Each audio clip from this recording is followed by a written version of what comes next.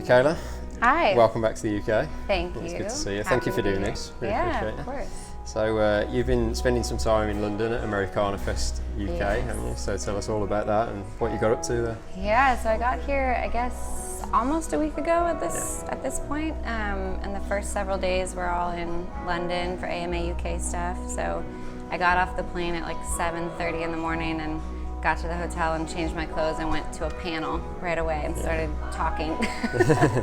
But it was so fun. It was really awesome to just kind of feel the difference of last year was my first year.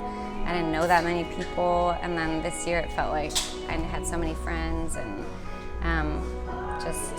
Yep Rock, my record label, was there, and I love all the AMA UK people who run it. So it was a great time. I needed a little recovery before I started this tour. So you've done AmericanaFest in the US as well. So Yes. how did it compare? Are you finding that the UK Americana scene is really kind of hitting its peak now? Yeah, I mean, Americana in Nashville is much bigger, which it keeps growing, which is great, but it gets a bit overwhelming because it's really spread out. So I love how AMA UK is really close together, and it just is a little more manageable, and it feels like a little bit of a secret that hopefully will get out. But yeah, it's definitely still growing as well. Yeah.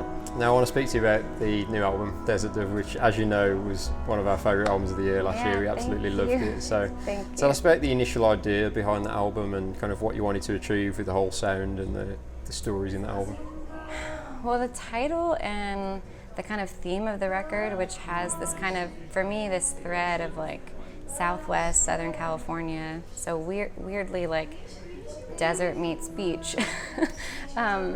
That kind of happened organically through the songs. I kind of feel like when I'm making a record, the songs kind of inform what it's going to be. I don't know going into it.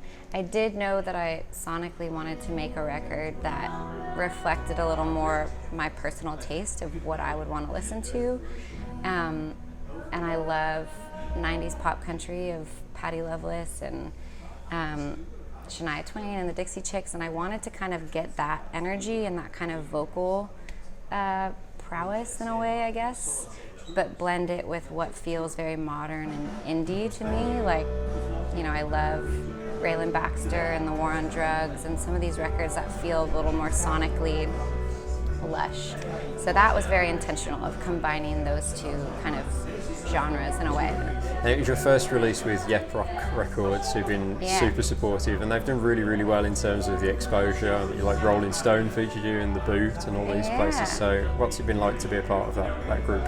It's been really wonderful. I think everybody has a sense of just wanting to belong, and I grew up a military kid, so I was always moving, so I feel like my lifelong challenge is feeling a part of a group of people. I never feel a part. Everywhere I am, I just kind of feel like slightly on the outside because I don't have the history, or I'm not from there, or whatever. So it's been really great to be a part of a community of, with their roster, their other artists, as well as the people who work there. It just feels very supportive and comfortable, and I'm really happy.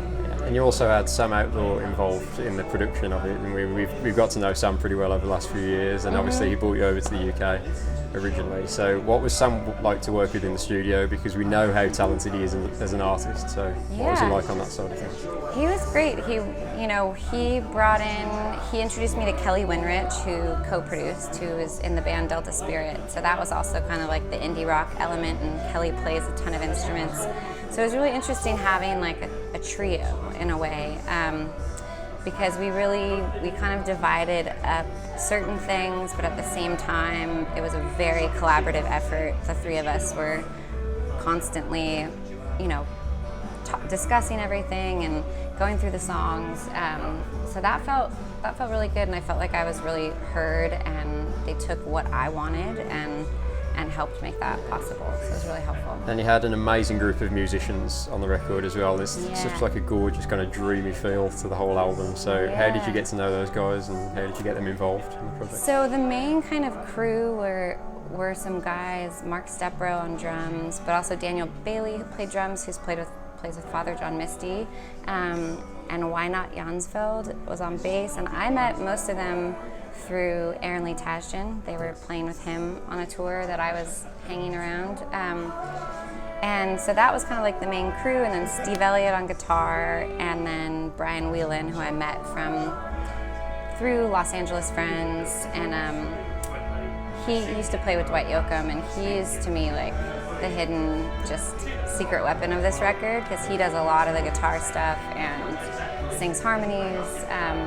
But then my favorite part is the strings on this record, and that's my friend Kristen Weber, who's my really close friend, and she also has played for Dolly Parton, Casey Musgraves, Margot Price, Eminem. She's like, wow. She's done a lot, and she's awesome. And we flew her in for, I think she was only there for 2 or 3 days, and she did all those string parts on the fly, made them up, layered them, and sang harmonies. That's so amazing. I cannot say enough good things about her. And you recorded it in California, as you mentioned previously. Yes. Kelly's home studio you recorded? Yeah. So what was that like to record there, and how did that kind of fuel you creatively?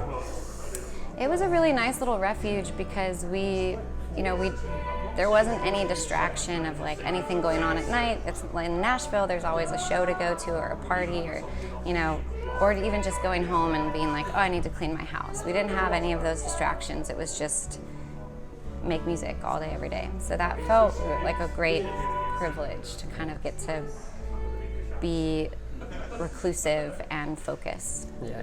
And in terms of the stories and the lyrics of the album, there was a kind of a strong, defiant female perspective on the album, wasn't there? Like, If I Wanted Your Opinion, for example, is the kind of epitome of that. So what was your intention when you were making the album in terms of addressing that? Was that an important thing for you to get across? Kind of? Yeah, I think I've kind of always been, from a really young age, I've been interested in and aware of injustice, whether it's gender injustice or racial injustice or religious injustice, whatever it is, oppression has always been a concern of mine. And as an artist, I'm still always figuring out what's the best way to contribute and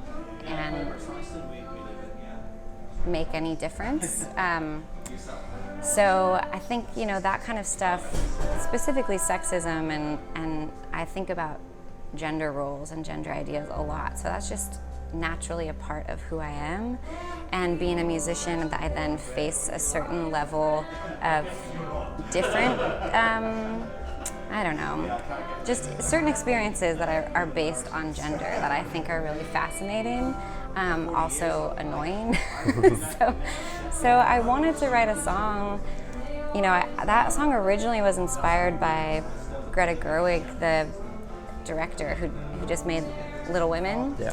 I saw an interview with her, and she said, through her work, she's really interested in examining like what a woman's story is, not through the male gaze, but what if we just took men out of all of it? And so I was really thinking about that, and thinking about how as a woman, there's all these confusing things of like, if you're pretty, then you want to like play that up, but not too much, and just all these different gender roles. So that's where that song came from. I was just thinking about all that, and then got together with my friend Mary Bragg, and we kind of swapped horror stories in a way, and then there came If I Wanted Your Opinion. Yeah, very cool. Now, in terms of live shows, you've got a couple of shows with Marty Stewart coming up, haven't you, when you get home? Yes, Marty Stewart, yes. It's going to be the most amazing experience for you, because he needs no introduction, Marty Stewart. So. I'm very excited. I'm just so excited to get to go to the show. Yeah. So, yeah. So how did that come about? Is Marty a big fan of yours? How did that opportunity come I around? don't know how that came about. I remember that my manager said, hey, I think we're pitching you for Marty Stewart dates, a couple in Texas, and then that. So I don't know if Marty even knows who I am or Mr. I'm sure he Stewart. does. I'm sure he does. So apart from the Marty shows, what's the plan for the rest of the year for you? You're just kind of touring the album heavily? Yeah, so after that we're about to announce a US tour, some West Coast dates and Texas dates of my own, and then there'll be a lot more US tour dates and festivals. And then we'll definitely be coming back to Europe in the fall. Awesome. Thank you, Michaela. Keep coming back to see us. We love having you over. And thank you for doing this today. We appreciate it. Thank you so much. Thank you.